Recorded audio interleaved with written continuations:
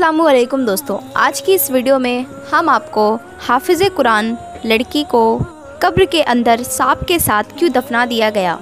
प्यारे दोस्तों, इस वाक़े को आखिर तक ज़रूर देखिएगा। ये वाक़या आपके लिए आज बहुत ही ख़ास होने वाला है, इसलिए इस वीडियो को आखिर तक ज़रूर देखिएगा।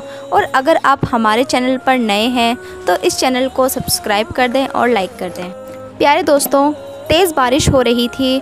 अम्मा हाजरा के हाथ पांव फूल रहे थे और उन्होंने रो रो कर सारा मोहल्ला अपने सर पर उठा रखा था। कहाँ गई माँ, वापस आजा, मगरिब की अजान हो चुकी है और अंधेरा भी बहुत ज़्यादा हो चुका है। पता नहीं मेरी बेटी कहाँ चली गई। अम्मा हाजरा हमारे घर में बैठी हुई दुआएं कर रही थीं। वो कह रही थी कि मेरे साथ चलकर मेरी बेटी को ढूंढ दे, लेकिन इतनी तेज़ बारिश हो रही थी कि हम जा ना सके और अम्मा हाजरा की नज़र इतनी तेज़ नहीं थी कि वो अकेले जा सकें। बेचारी का उस गांव में कोई था भी नहीं। वो सारे मसले लेकर मेरे पास ही आया करती थी और मुझे ही बयान किया करती थी। अब 6:30 बज चुके थे और अब बारिश भी बंद हो गई थी। मैंने घर से एक बड़ी सी टॉर्च ली और अम्मा हाजरा के साथ घर से निकल पड़ी तो हमें अचानक से दरवाज़ा खुलने की आवाज़ आई। तो घर से सादिक चचा नमाज़ पढ़ने के लिए जा रहे थे। हम दोनों को यूं अकेला देखकर वो थोड़ा सा परेशान हो गए। हमसे पूछने लगे, तुम लोग इस वक्त कहाँ जा रहे हो? अम्मा हाजरा बोलने लगी, आज मेरी बेटी मदरसे से वापस नहीं आई, इसके लिए बहुत परेशान हूँ और मैं अकेले जा भी नहीं सकती। दुआ करो मेरी बेटी मिल जाए। सादिक ने जब ये सारी बातें सुनी तो वो भी हमारे साथ चलने के लिए तैयार हो गए। में हमें थोड़ा डर सा लग रहा था, लेकिन सादिक चचा भी हमारे साथ ही थे और हम सड़क पर चलने लगे। सड़क के आसपास थोड़ी बहुत घास भी थी।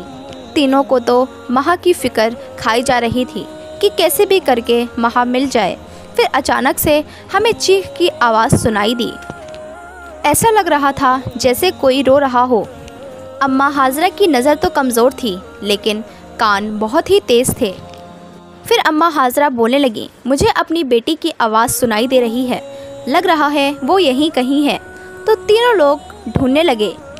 अम्मा हाजरा बोली, देखो मेरी बेटी रो रही है। हमने टॉर्च से देखा तो वहाँ पर माँ ज़ख्मी पड़ी हुई थी और बहुत ही गंभीर हालत में थी और उसके शरीर से खून बह रहा है। वो बहुत ही दर्दनाक हालत थी। अम्मा हाजरा उसे देखकर बहुत ही ज़्यादा रोने लगी और चीखने चिल्लाने लगी। वो ज़मीन पर ऐसे पड़ी थी जैसे कोई जानवर का बच्चा पड़ा हुआ है। ज़रा ज़ोर ज़ोर से रोने लगी और कहने लगी, अब मैं कहाँ जाऊँगी अपनी बेटी को लेकर? किसने किया मेरी बेटी के साथ ऐसा? बता बेटी, तेरे साथ ये किसने किया? बेटी ने बोला, माँ ही हुआ मुझे। फिर चचा सादिक ने गांव से कुछ लोगों को बुलवाया और वहाँ के कुछ लोग खाट लेकर आए और उसमें माँ को लिटाया। मैंने सोचा था कि इसका इलाज गांव में करवा दूंगी, मगर उसने तो रास्ते में ही अपना दम तोड़ दिया था। और जब घर जाकर बेटी को हाथ लगाया तो बेटी एकदम ठंडी हो चुकी थी।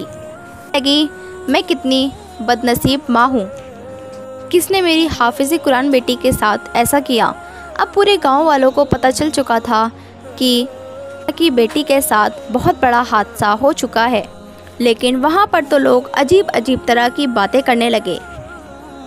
कोई कहता इसकी बेटी ने खुद ही कुछ किया होगा तभी उसके साथ ऐसा हुआ है, और कोई कहता है लड़की ने ज़रूर कुछ गलत किया होगा तभी ऐसा हुआ है। फिर मुझे देखकर वो कहने लगी कि मेरे दिल में एक बात है जो मैं तुम्हें बताना चाहती हूँ। वो उसकी ख्वाहिश भी थी। मुझे क्या पता था वो मुझे अकेला छोड़कर चली जाएगी ना। मैं उसके साथ अपना रवैया अच्छा रखती, वो खामखा डांटती थी। अब मैं उसकी ये आखिरी ख्वाहिश तो पूरी कर दूं, वरना मैं अपने आप को गुनहगार मानूंगी। मैं अपनी बेटी को कफन में नहीं, इसी कुर्ते में दफनाऊंगी। अम्मा हाजरा ने मेरे सामने एक सफ़ेद कपड़ा काटा। फिर मैंने पूछा, अम्मा हाजरा ये क्या है? तो मैंने बोला, ये मेरी बेटी का वो कुर्ता है जिसमें वो नमाज तहज्जुद पढ़ा करती थी और उसकी ये ख्वाहिश थी کہ میں اسی کپڑے میں اللہ تعالیٰ سے ملوں۔ اس کا مطلب اسے اپنی موت کا پہلے ہی پتہ چل چکا تھا۔ اماں حاضرہ اپنی بیٹی کو بہت ہی پاک سمجھ رہی تھی، مگر ایسا نہیں ہے۔ باہر کے لوگ جو باتیں کر رہے تھے، انسان کانوں کو ہاتھ لگا لے۔ اب میں بھی کیا کرتی، ان کی بیٹی کو یہ کرتا پہنانا تھا، اور جب میں اور میری والدہ حاضرہ کی بیٹی کو غسل دینے کے لیے کیا تو ہم پر کئی راز ایسے منکسب ہوئے جسے دیکھ کر ہمارا دل دہل گیا۔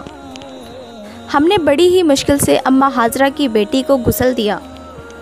میں تو کبھی سوچ بھی نہیں سکتی تھی کہ حافظ قرآن بیٹی کے ساتھ کبھی ایسا بھی ہو سکتا ہے۔ میرے ذہن میں خوف نے ڈیرے ڈال دیے۔ میں سوچ رہی تھی کیا قرآن حفظ کرنے سے باز رہنا چاہیے، کیونکہ جو انسان قرآن حفظ کرنے کے بعد بھی اپنی غلطیوں سے باز نہ آئے، اللہ جو اس کے ساتھ کیا معاملات کرتا ہے، میں بھی دیکھ کر حیران رہ گئی۔ لیکن میں اماں حاضرہ کا دل نہیں دکھانا چاہتی تھی، اس لیے میں نے اسے کچھ نہیں بتایا۔ میں تو چپ ہو گئی، لیکن لوگ کہاں چپ رہنے والے تھے، ان کے منہ میں تو بڑی بڑی زبانیں تھیں۔ محلے کی ایک عورت نے لاش کو دیکھ کر ایک بات کہی اور کہنے لگی، اگر تمہاری بیٹی اتنی ہی پاک تمہیں لگتی ہے تو تم اپنی بیٹی کا پوسٹ مارٹم کیوں نہیں کروا لیتی؟ تو اس سے تمہیں صاف پتہ چل جائے گا کہ تمہاری بیٹی کے ساتھ کیا ہوا ہے۔ یہ بات سن کر اماں حاضرہ نے اس کے منہ پر ایک تیز سے چماٹا مارا۔ میری بیٹی کے بارے میں کچھ بھی غلط مت بولنا، میری بیٹی پاک اور صاف تھی۔ اب میں تمہیں کیا بتاتی کہ میں نے تمہاری بیٹی میں کیا دیکھا ہے۔ میں اس کا بھروسہ یہ توڑنا نہیں چاہتی تھی، اسے اپنی بیٹی پر پورا بھروسہ تھا۔ پوسٹ مارٹم کی بات نے اماں حاضرہ کو پریشان کر دیا۔ بیٹی کا جنازہ گھر سے چلے جانے کے بعد گھر میں عجیب طریقے کی مایوسی ہو گئی۔ پھر تھوڑی دیر بعد میں اماں حاضرہ کے پاس آ کر بیٹھ گئی اور اماں حاضرہ پھر سے پھوٹ پھوٹ کر کے رونے لگیں اور کہنے لگی، دیکھا تم نے شکینہ نے کیسے بات کی، اور کہہ رہی تھی کہ بیٹی کا پوسٹ مارٹم ہونا چاہیے۔ ایسا بھی کیا کر دیا میری بیٹی نے؟ کیا تمہیں بھی لگتا ہے میری بیٹی کے ساتھ کچھ ایسا ویسا ہوا ہے؟ نہیں اماں، تم خامخواہ شک مت کرو، تمہاری بیٹی کے ساتھ کچھ غلط نہیں ہوا۔ میں نے اماں حاضرہ کو جھوٹے دل سے تسلی تو دے دی تھی، لیکن مجھے کیا پتا تھا یہ راز کبھی چھپ نہیں سکتا۔ لیکن جیسے ہی اماں حاضرہ کی بیٹی کو دفنانے کے لیے گئے اور قبر کھودی تو قبر کے اندر سے ایک سانپ نکلا۔ لیکن جیسے تیسے کر کے اماں حاضرہ کی بیٹی کو اسی قبر کے اندر دفنا دیا جس میں وہ سانپ بیٹھا ہوا تھا، اور اس کو سانپ کے ساتھ ہی دفن کر دیا۔ اور اب میں یہ سوچ بھی نہیں سکتی تھی کہ مہا کے ساتھ ایسا بھی ہو سکتا ہے، جو میں کبھی سوچ بھی نہیں سکتی تھی، جو کہ اس کی قبر میں اب دیکھنے والا تھا۔ میت کو دفنانے کے بعد اماں حاضرہ بہت ہی پریشان تھی، کہنے لگیں، اب تو میرا کوئی بھی نہیں ہے، اب میں کس کے پاس جاؤں گی؟